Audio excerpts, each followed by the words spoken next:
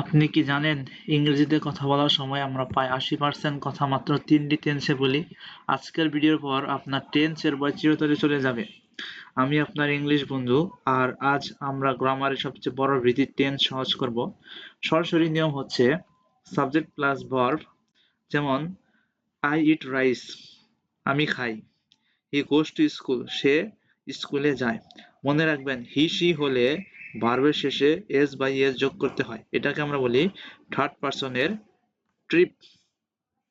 তারপরে past simple, সরাসরি নিয়ম সাবজেক্ট প্লাস ভার্বের past form.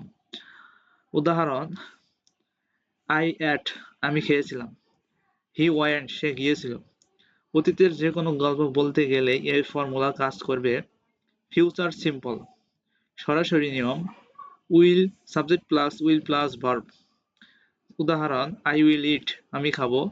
He will go, সে যাবে। ভবিষ্যতে যাই করতে চান শুধু একটা উইল বসিয়ে দিলেই কাল্লা ফতে।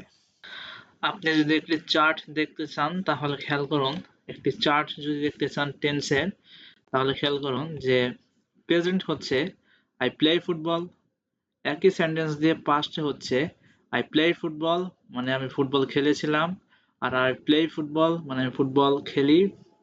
আর হচ্ছে future I will play football, আমি ফুটবল খেলবো, আমি ফুটবল খেলবো। তাহলে I drink tea, I drink tea এটা কি হবে?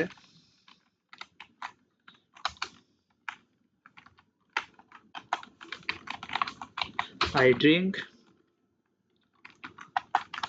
I drink tree, I drink tea এই বাক্যটির পাস্ট এবং ফিউচার রূপ কমেন্টে লিখে জানান।